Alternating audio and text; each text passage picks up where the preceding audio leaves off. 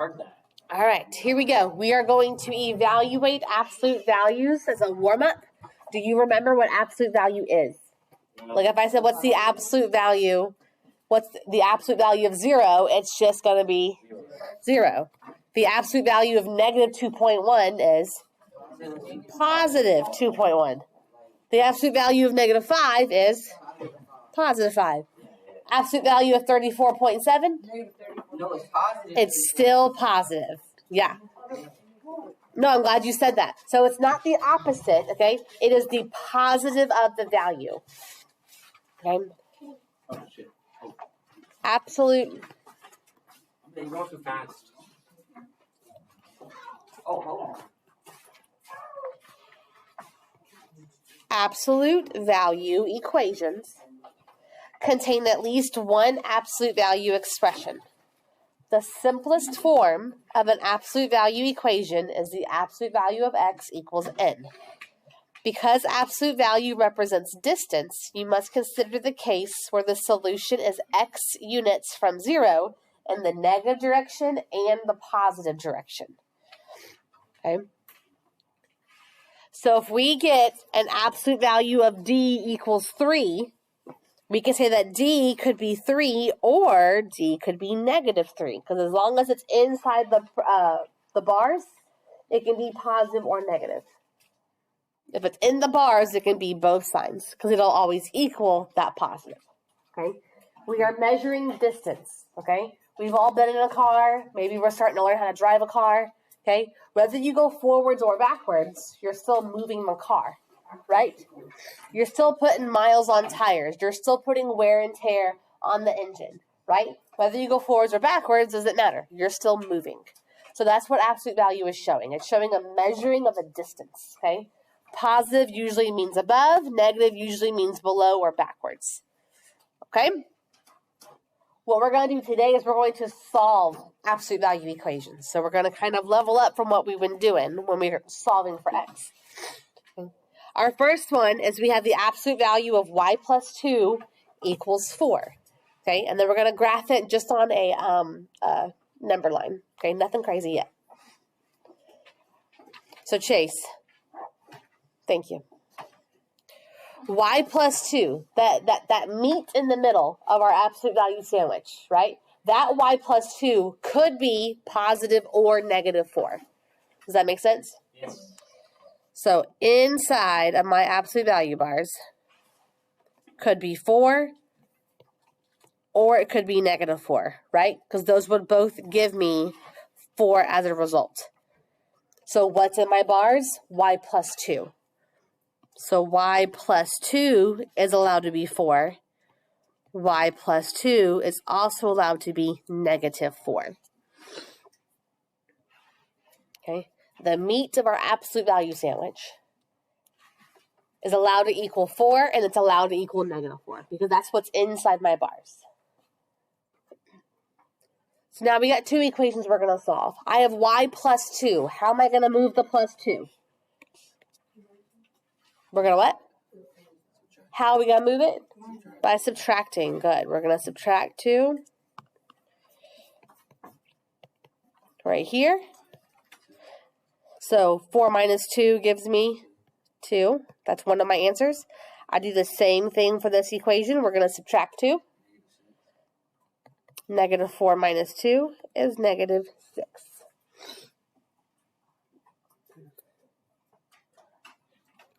So think about it. If I plug that back in, so if y equals 2, then instead of y plus 2, I could say 2 plus 2. What is 2 plus 2? And what's the absolute value of 4? 4. That works. What if we plugged in negative 6? Okay, well, what's negative 6 plus 2? Negative 4. And what's the absolute value of negative 4? Positive 4. So see how it worked? They both work, okay? These are both our answers. If I go to put it on a number line, which one are we going to label first? 2. Which one's going to come first on the line, though? Negative 6 and 2. Those are the only ones we care about, so those are the ones I'm going to label. And we're just going to put a point on them. No, that's all you gotta do. That when it says to graph the solution, that's what it's asking us to do. Put it away. Pencil in hand. Thank you. All right, so for what we're doing up to this point, we're just going to plot points on a number line and call it a day. That's it. Yeah.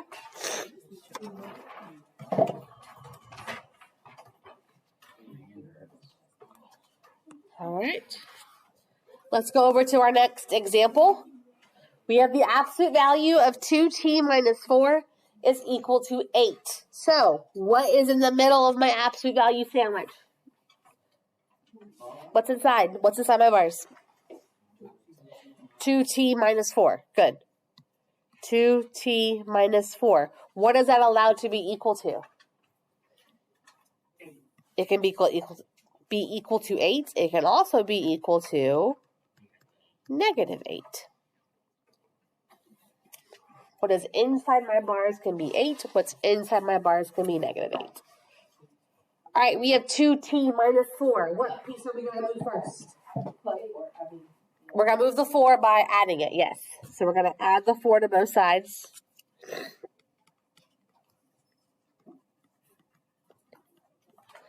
We do it for both equations. What's nice is I know it's 2 equations, but they're going to have the same steps. So this side gives me 2t is equal to, what's 8 plus 4? 12. Good. Over here, I get 2t. What's negative 8 plus 4? Negative 4. Good.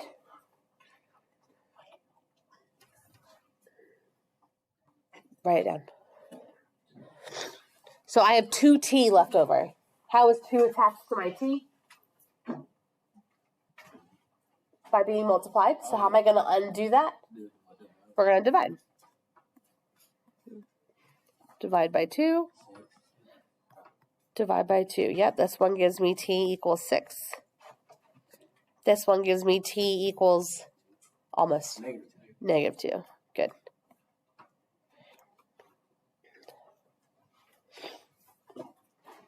And how am I going to graph these? Just put dots on negative 2 and 6. For now, we're just plotting points. In the future, when you graph the entire absolute value function, it actually makes a V.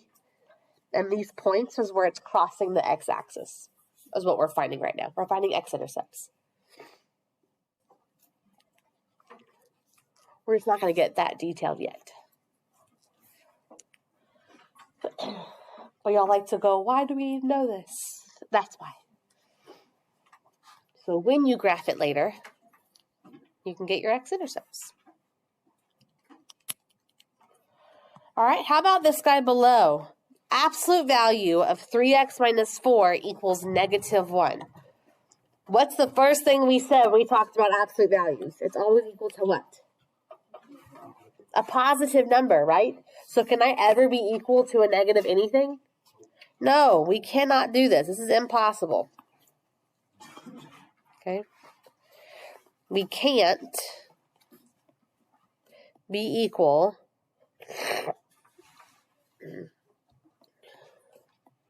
to a negative.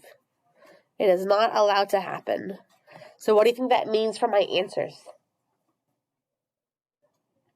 If this can't happen, do I have a solution? No. So we're going to say no solution.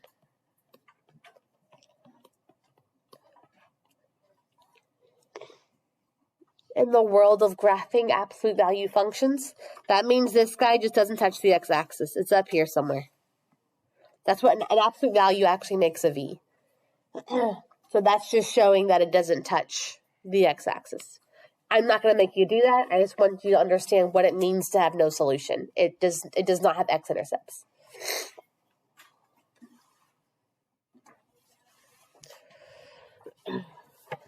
So questions about any of the math concepts before I start throwing words at you? We're okay? Kind of.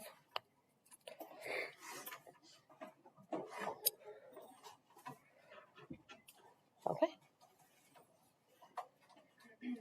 So our next two, you can probably solve common sense, like in your head.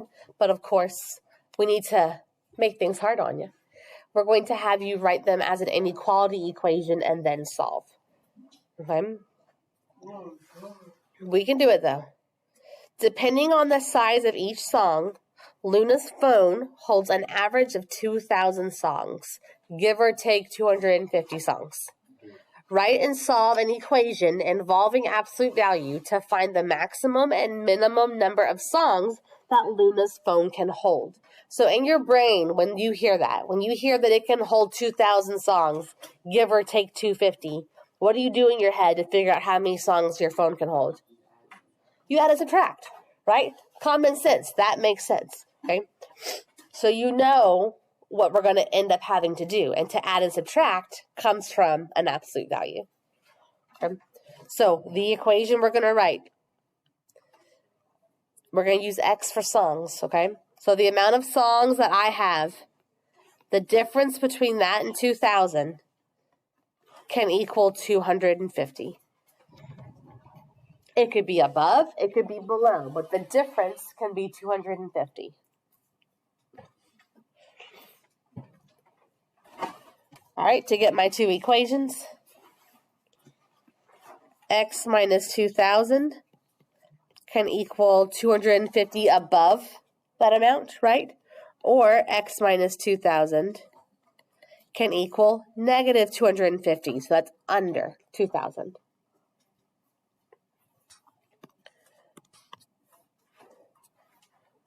We're going to solve both of these the same way, and that's by doing what with my 2,000? Adding it. There you go. So we're going to add 2,000.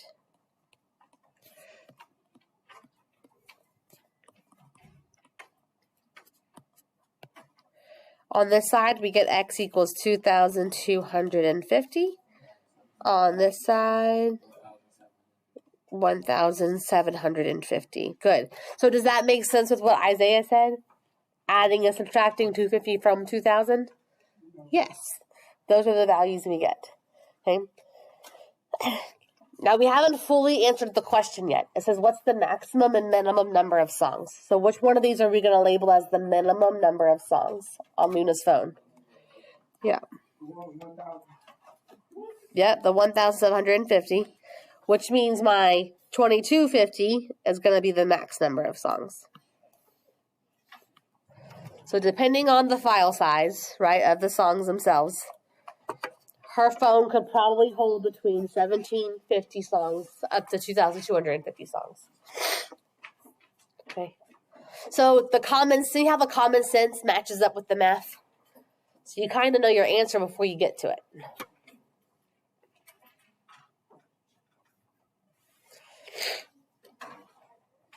Questions? Yes, sir.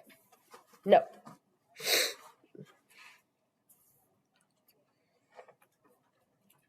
All right. Let's go skydiving. Skydiving. Yes. Here we go. Skydiving time.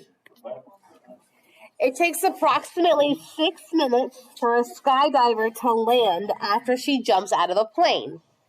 Give or take 30 seconds, right? What is the range of time in seconds it could take the skydiver to land? 6 minutes. Okay, so 5 minutes, 30 seconds, 6 minutes, 30 seconds. Now, his answer is not wrong, but what is wrong about the answer? We don't know which one. It is common sense, but what did it ask? It asked for seconds, though.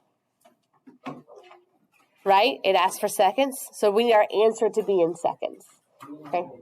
Oh, so how many seconds? So why don't we look up how many seconds and 6 minutes are there? Well, how many seconds are in 1 minute?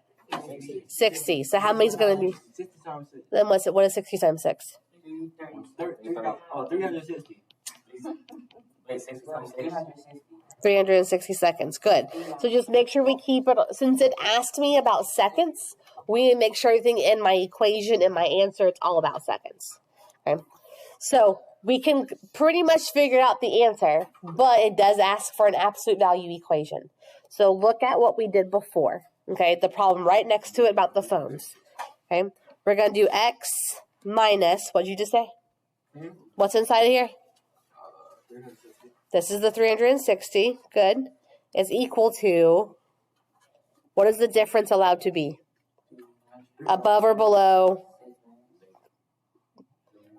give or take how much? 30. 30 seconds. So that minus sign means difference. The difference is allowed to be positive or negative 30 seconds. All right, split this up. 360 equals 30. Over here, we're going to equal negative 30. All right, both equations get solved the same way. How are we going to move that 360? We're going to add it.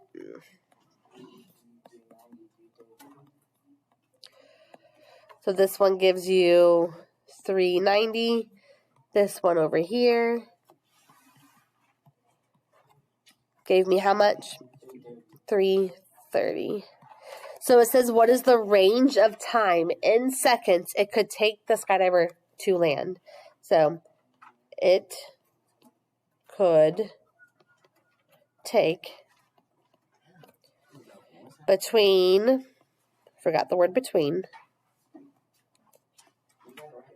Yep, between 330 and 390 seconds. Remember, word problems do get word answers. So it asks, what is the range? So the range is between 330 and 390. Yes? So, writing x 360 equals 30. Because it told us that we had to write an absolute value function to go with it.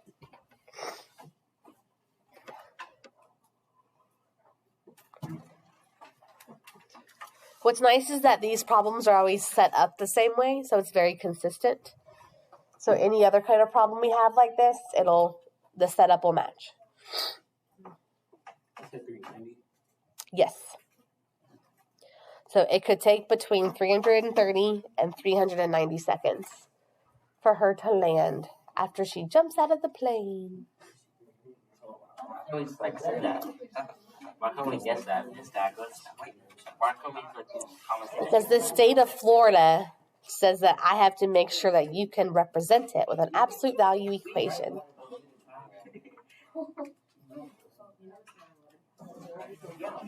Why that not on map right now? What? It's hard to say something about 9/11. All right, beautifuls. Now we're going to work backwards. So before this, we had equations that we solved and then graphed, right? So now what we're going to do is they're giving me the graph, and they want us to write the equation, okay? So there's a nice little formula we're going to solve. We're going to use to solve every time, okay? Y'all done? Okay. So we're going to do x minus the middle is always going to equal the distance on each side. Hey, you're going too fast. So x minus the middle value, that's in your absolute value bars every time. That's going to equal the distance on each side, because the difference between our value in the middle is going to be positive and negative, that distance on the outside. That's just the formula. Now we're going to actually do it. But we're going to follow this for the next 5 graphs. But again, once it's very repetitive, you're going to be like, oh, I got this. I got this. Okay, so we have absolute value. X minus something is going to equal something else. All right, what is the middle? I have 17 and I have 27. What is in the middle of these? 22? How'd you get that? There's a range of 10 values, right? So that means the halfway point is 5 on each side, right? Are y'all good? You with me? Yes. So 22 is my middle value. So x minus 22 equals, what's the distance on each side? So yes, but what's the distance? 5. And that's it. Yes, that's it. Yep, that's all you need. And it'll be the same thing each time. X minus the middle value, that's your absolute value, is equal to what the actual distance is on both sides. Because remember, absolute value is distance. So you're always going to equal the distance.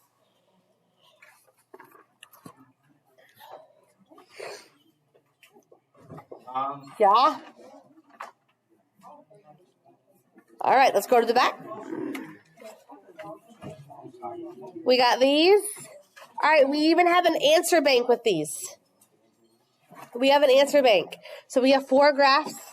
I have the absolute value of x plus 3 equals 6. I have the absolute value of x minus 1 equals 3. The absolute value of x minus 1 equals 6. And then the absolute value of x minus 3 equals 5. So, let's do one of these together. Let's do the first one. Minus 6. The first one? X1 minus 6. Hold on. Yeah, X minus What is your middle value? 1. We need x minus middle. This is going to be x minus 1. Good. So we know it's one of these guys. And what's the distance on both sides? It's this. But each one. 3.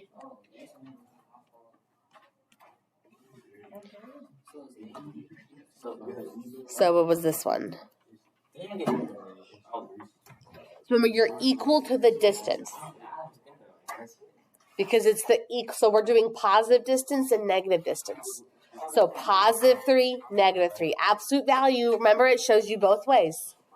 So the distance from 1, no matter which way you go, to get to negative 2 or to get to 4, you're moving 3 units from 1. Where you're always equal the distance. Okay? So my next one, what is the middle value? What is it? Is it 1 again? Yep, this is my middle. Are you sure? That's in between negative 2 and 8? Try again. What's in between negative 2 and 8?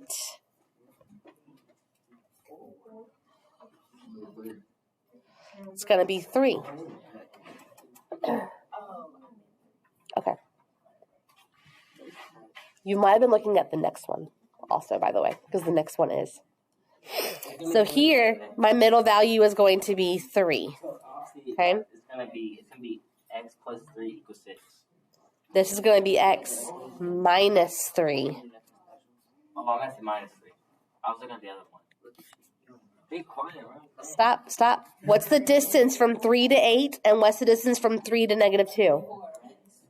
3 to 8, 3 to negative 2. 5. So this one's equal to 5.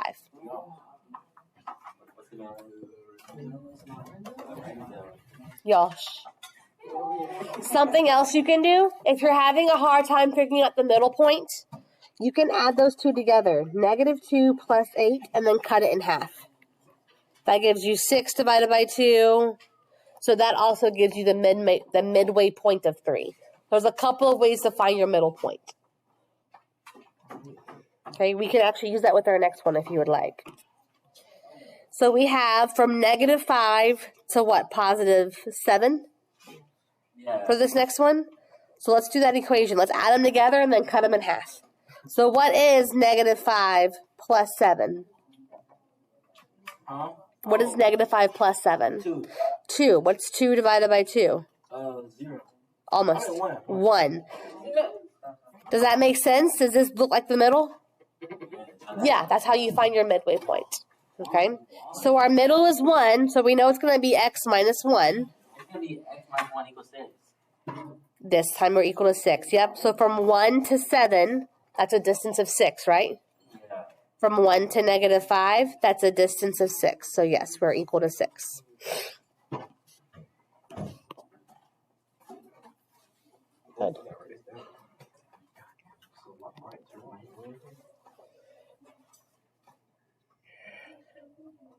All right, so process of elimination tells me what the last one is, right? We've used these three. But how is this last one different from all the other ones we've done so far? There's a positive now, so let's see how that showed up. We know what the answer is, but like, why is it all of a sudden a +3? Okay, so let's look here. This goes from -9 to what, +3? So what is -9 plus 3? -11. -6. Oh yeah, -6. And what's -6 divided by 2? -3. Does that visually make sense? That -3 is at the middle between those two? Okay. So how come it becomes -3? Because it's in a negative. -9. It's x minus your middle number, right? So my middle number is negative. So minus -3, that's what changes this to a plus. We have our two negatives together. So if your middle number is a negative number, x minus negative something makes it into that plus. And then from there, the distance, so -3 to -9 or -3 to +3 is a distance of how many units? 6. And that's why that one's the last answer.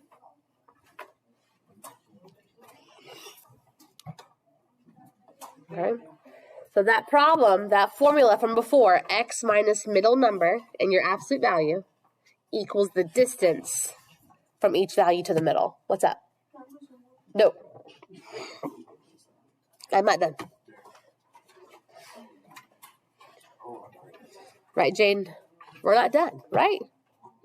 No one can leave me. It's almost time to go, actually. Nope, we got 20 minutes. We're good. All right, and we got a whole 2 problems to do. Can we do it? And then we can get stands for today? Here we go. All right, this kind of goes back to the beginning. Absolute value of 5f minus 3 equals 12. We got this. Okay. What are the 2 equations that I have to set up? 5f minus 3 equals 12. And I can also equal -12. Good.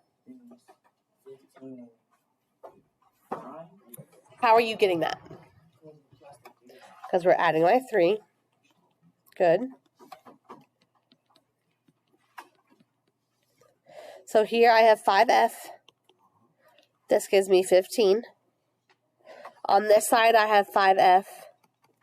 But this is now -9. All right. We have 5f. How is 5 attached to the f? Right now it's being multiplied, so we need to divide to move it over. So we're going to divide by 5. This one gives me f equals 3.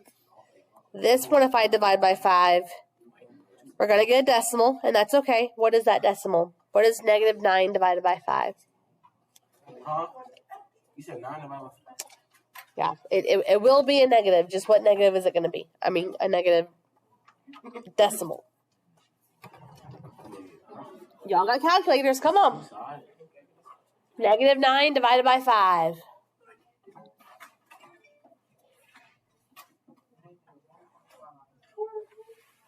It's not 1.5. -1.8.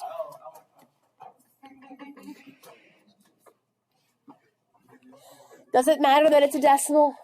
No. Can you still plot that on the number line? Yes, you can. You can. I have.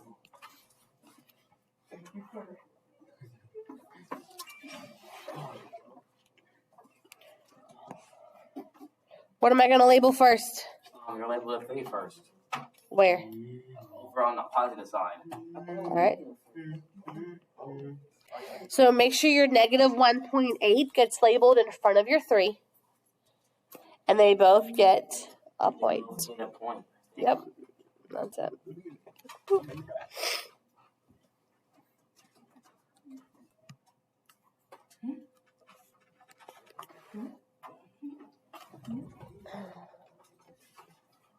All right, last one. Any questions about that one, though, before I move forward?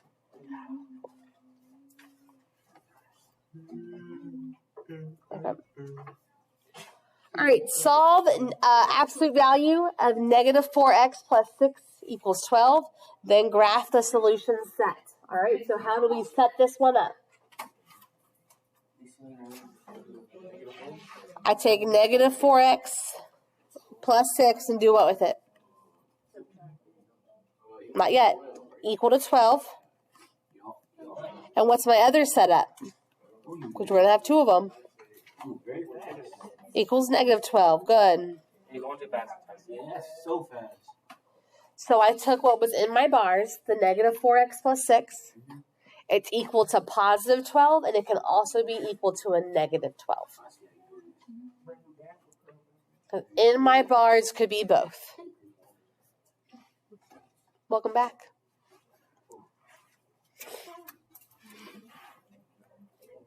Tyson, you good? Oh, yeah, I am done. Okay.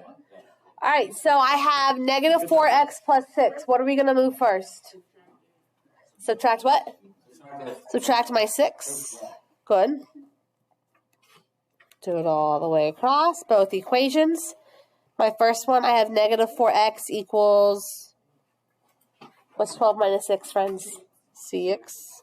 Over here, I have negative 4x is equal to negative 12 minus 6. So I went backwards 12, I went backwards 6. Good, backwards 18. Yep, and now we're going to divide. What are we going to divide by?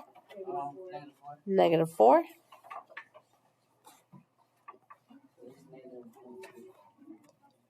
What's this one? Try again. 6 divided by negative 4. Try again. Yep, I think you did it the other way. 6 divided by negative 4. Negative 1.5. So this fraction reduces to 3 over negative 2, which then goes down to negative 1.5. All right, negative 18 over negative 4 as a fraction can go down to 9 over 2. As a decimal, that turns into what? 4.5. All right, let's graph this. Which one of these comes first? The negative 1.5. And then my positive 4.5. And they get their point. There we go. Good job. Make sure your stamp papers are out so I can stamp you for today.